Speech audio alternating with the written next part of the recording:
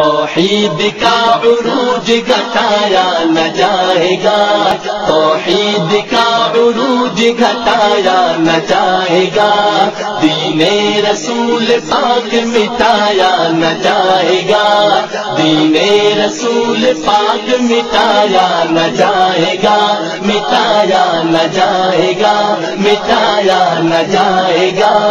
ہے فیصلہ عدل سے یہ رب جلیل کا، ہے فیصلہ ازل سے یہ رب جلیل کا، دین رسول پاک مٹایا نہ جائے گا، توحید کا عروج گھٹایا نہ جائے گا، توحید کا عروج گھٹایا نہ جائے گا، دین رسول پاک مٹایا نہ جائے گا، دین رسول پاک مٹایا نہ جائے گا، مٹایا نہ جائے گا، مٹایا نہ جائے گا۔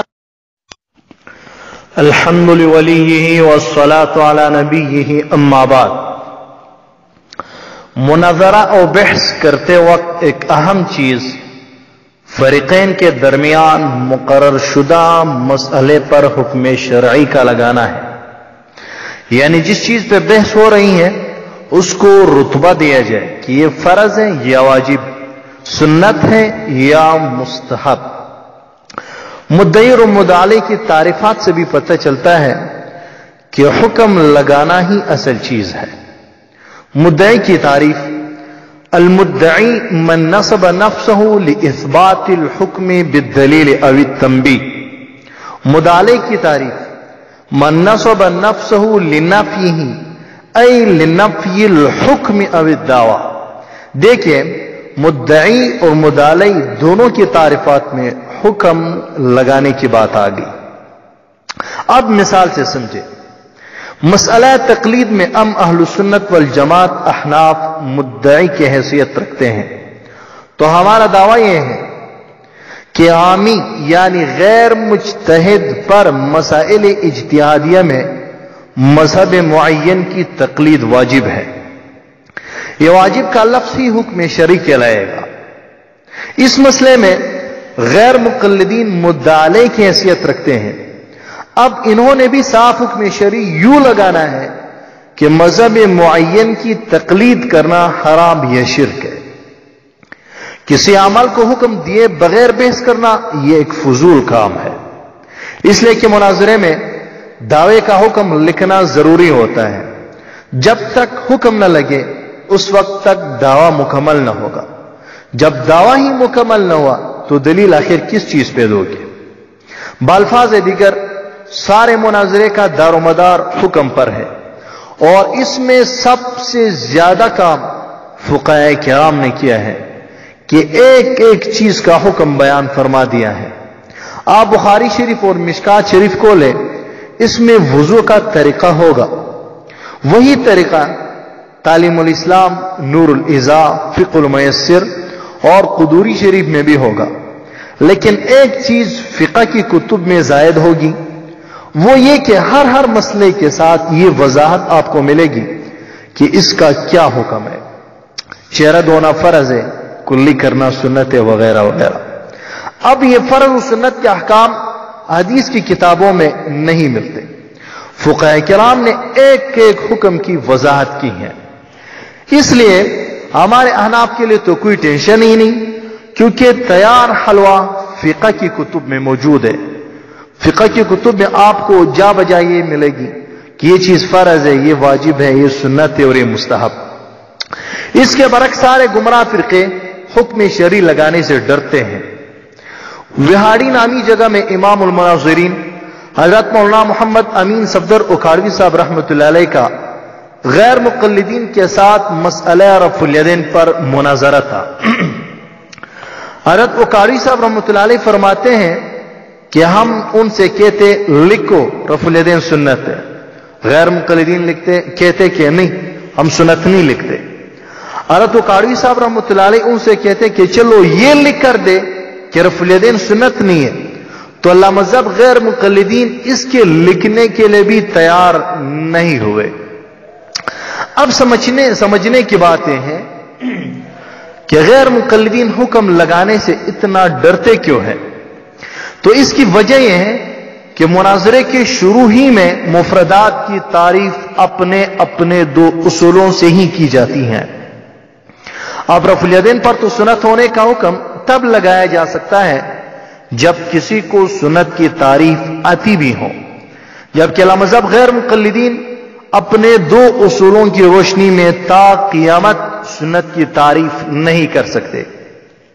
اسی طرح پسرور نامی علاقے میں حضرت اکاڑوی صاحب رحمۃ اللہ علیہ کا مسئلہ تراویح پہ مناظرہ تھا۔ غیر مقلدین نے لکھا کہ 8 رکعت تراویح کی نماز سنت مؤکدہ ہے۔ حضرت اکاڑوی صاحب رحمہ اللہ نے ان سے کہا کہ آپ سنت مؤکدہ اور تراویح کی تعریف لکھ کر دے دیں، لیکن اپنے دو اصولوں سے۔ غیر مقلدین نے آخر تک سنت کی تعریف نہ قرآن سے پیش کی اور نہ ہی حدیث پاک سے۔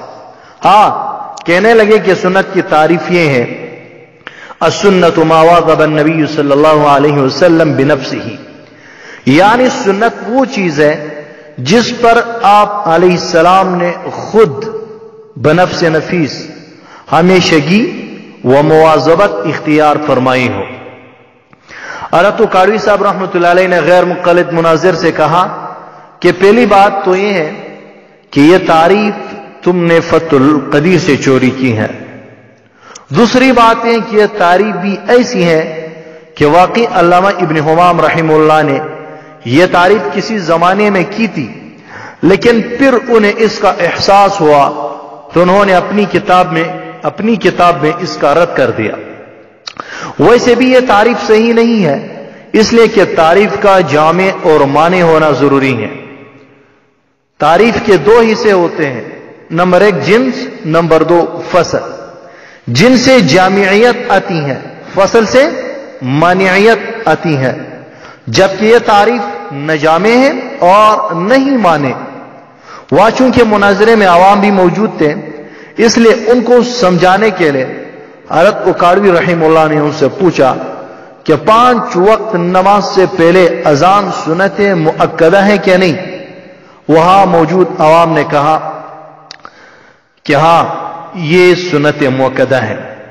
حضرت اکاڑوی صاحب رحمہ اللہ فرمانے لگے غیر مقلد مناظر کی تعریف سے اذان اور اقامت دونوں سنت مؤکدہ نہیں رہے، کیونکہ اس نے تعریف یہ کی کہ سنت وہ کام ہے جس کو آپ علیہ السلام نے کیا ہو اور وہ اس پر آپ علیہ السلام نے ہمیشگی وہ مواظبت اختیار فرمائی ہو۔ حالانکہ نبی علیہ السلام نے پوری زندگی میں ایک مرتبہ بھی نہ اذان کہی ہے اور نہ ہی اقامت۔ اس نے جو تعریف کی ہے کتنی غلط ہے کہ اذان اور اقامت سنت مؤکدہ نہیں رہی۔ اس لحاظ سے یہ تعریف جامع نہیں، یعنی تعریف جن جن افراد کو جمع کرنے والا تھا ان سب کو جمع نہ کر سکے، اسی لیے تو اذان و اقامت سنت کی تعریف سے خارج ہوئے۔ اور یہ تعریف مانے بھی نہیں، یعنی باہر سے جو چیزیں اس تعریف کے اندر داخل ہوتی ہیں یہ ان کو بھی مانا نہیں کر سکتے۔ دیکھیں، رسول اللہ صلی اللہ علیہ وسلم نے فرض ہمیشہ پڑھے ہیں، تو اس تعریف کی لحاظ سے فرض سنت کی تعریف میں آ کے شامل ہو گئے، کیونکہ اس مناظر نے تعریف سنت کی یہ کی تھی کہ جس کو آپ علیہ السلام نے ہمیشہ ادا کیا ہو، تو فرض یقیناً آپ علیہ السلام ہمیشہ ادا فرماتے تھے، لہذا یہ تعریف مانے بھی نہ رہی کیونکہ غیر اس میں داخل ہونے لگے، اس لیے یہ تعریف صحیح نہیں۔ لہذا دوران مناظرہ غیر مقلدین کو تعریفات کے اندر خوب مضبوطی کے ساتھ پکڑ لیا کرے۔ اب ایک بہترین واقعہ سنا دیتا ہوں۔ شروع میں ہم بتا چکے کہ حکم شرعی یعنی فرض، واجب، سنت وغیرہ جیسے احکام یہ غیر مقلدین کے لیے مناظرے میں درد سر بنے ہوئے ہیں۔ مولانا عبد الجلیل صاحب رحمۃ اللہ علیہ پشاور میں گزرے ہیں، ان کی کتاب سیف المقلدین کے نام سے فارسی میں آج بھی ملتی ہیں۔ اس کتاب میں مولانا عبد الجلیل صاحب نے ایک واقعہ لکھا ہے کہ سب سے پہلا غیر مقلد پشاور میں محمد صدیق کے نام سے آیا، جو مشہور غیر مقلد مولانا نذیر حسین دہلوی کا شاگرد تھا۔ یہ دن رات فقہاء کرام کے خلاف بولتا تھا۔ مولانا عبدالجلیل صاحب رحمۃ اللہ علیہ فرماتے ہیں کہ میں نے 2-4 طالب علم بھیج دیے کہ اس سے سنت کی تعریف اور فرض کی تعریف پوچھ کے آنا۔ طالب علموں نے چٹھ لکھ کر بھیجی کہ سنت اور فرض کی تعریف بتائے۔ اس نے تعریف کی کہ فرض وہ کام ہے جس کا کرنا ضروری ہو، اور سنت وہ کام ہے جس کا کرنا ضروری نہ ہو۔ مزید یہ بھی کہا کہ بعض لوگ سنتوں کو بھی فرض سمجھتے ہیں، ہمیشہ پڑھتے ہیں۔ یہ دین میں تحریف ہے، فرض اور سنت کا فرق ہے، لہذا سنت کو ہمیشہ ادا نہیں کرنا چاہیے۔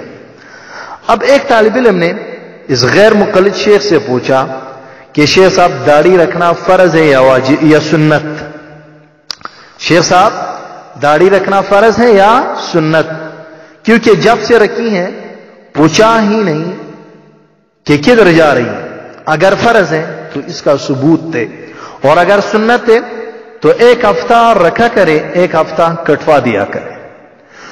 دوسرا طالب علم شیخ صاحب سے کہنے لگا، آپ علیہ السلام نے تو فرمایا ہے النکاح من سنتی، کہ نکاح میری سنت ہے، لیکن آپ نے جب سے نکاح کیا ہے بیوی کو فرض بنا کر ساتھ رکھی ہوئی ہیں، اس لیے گزارش ہے 1 ہفتہ آپ رکھا کریں، 1 ہفتہ ہمیں دیا کرے، تاکہ دین میں تحریف نہ ہو۔